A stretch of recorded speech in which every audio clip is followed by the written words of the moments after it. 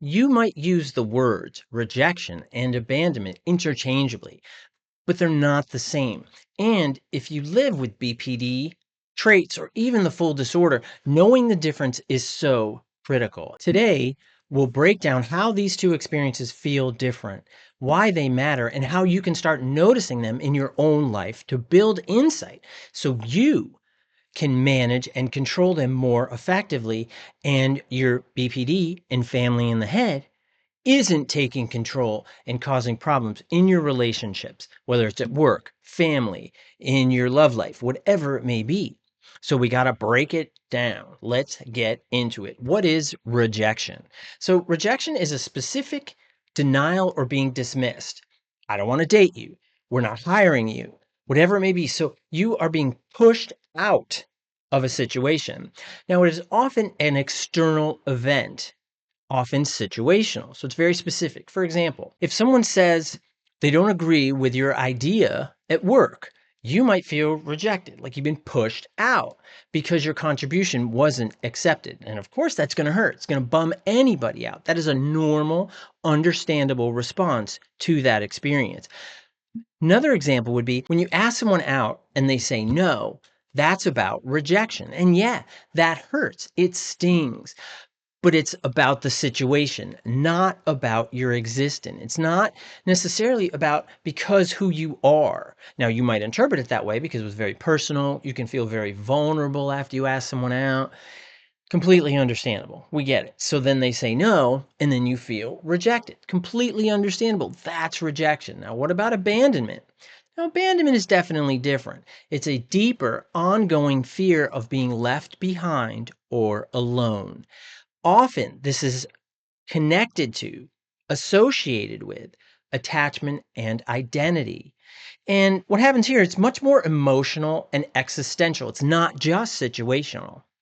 And makes it even more of a sensitive button or an emotional button, which is a term that I use to distinguish between what people call triggers or emotional buttons. Triggers could be something very small, like somebody squeezes the toothpaste in the middle, and you're like, that makes no sense because then you're wasting toothpaste.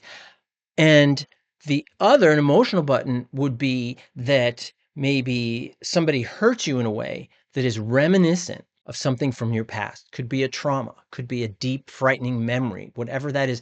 And that's the emotional button. Now, I have a video that I'll put at the end of this video that you might find really helpful to discern between emotional buttons and triggers, because triggers, it can be hard to manage your response, but emotional buttons is typically really hard to manage your response. So having that distinction is very critical, very critical. So let me give you some examples, though, about abandonment here.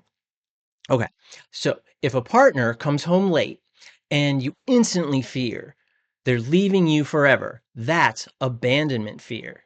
That's not rejection, because remember, you feel like they're leaving you forever. So it's this existential concept, like, oh my God, they're totally gone, and I'll never be able to find them. And oh my God, what am I going to do? I'm just going to cease to exist without that person in your life. So it intensifies that abandonment fear. And that is often associated with BPD, with that fear of abandonment. Let me give you another example. If a friend cancels plans and you feel like they'll never want to hang out with you again, that's abandonment, going beyond the moment and into your sense of worth. So it is not situational. And that's so important. So let's differentiate them. Let's make it clear. Here we go. Rejection is a one-time event-based scenario, very specific and situational. And abandonment is ongoing fear of losing connection or safety. And in the abandonment situation, what happens is you suddenly feel like you become this leaf in this windstorm, and you're being blown all over the place and you have no control over it. And you've just lost control of yourself and your life and your future and what you can say and do. That's all BPD and family in the head, which is that chorus in your brain that encourages you to act out and be destructive to then blow up your life. No, no. But let's talk about this overlap, though, between rejection and abandonment.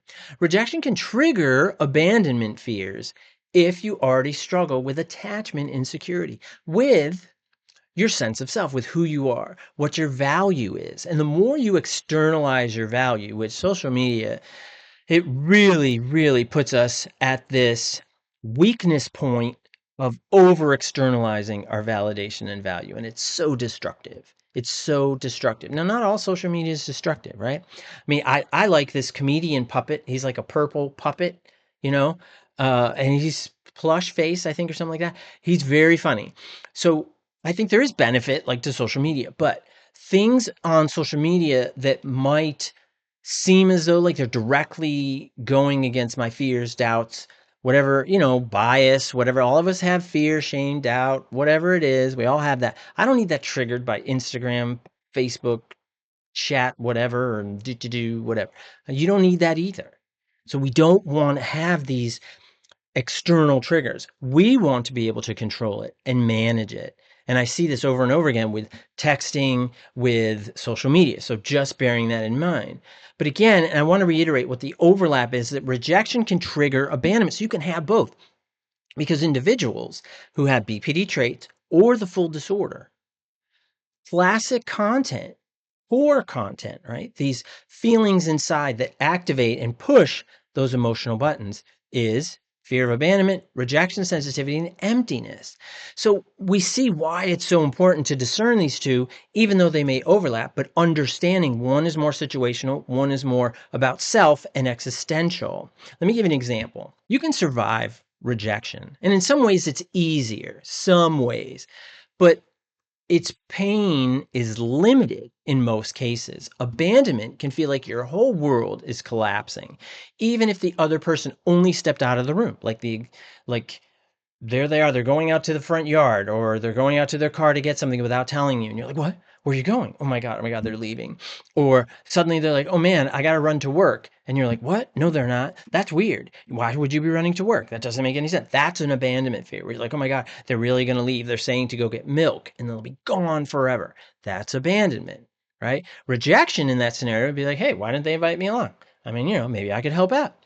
That's more of a rejection. So you can see there's also a difference in intensity. And the reason why this discernment, again, matters for individuals with BPD or BPD traits is misinterpreting rejection as abandonment often exacerbates your reactions. It makes your reactions more extreme and more likely to be destructive and maladaptive. Understanding the difference, this can again help you pause before you're acting out. It theoretically, conceivably, maybe, not is or isn't, maybe, because it's very different for different individuals. But it is often easier to manage rejection than it is abandonment. One really hits who you are and how you see yourself, and another again is more situational. So for example, right, if you see a no as abandonment, somebody says no, whatever that no may be attached to, you may lash out or even shut down.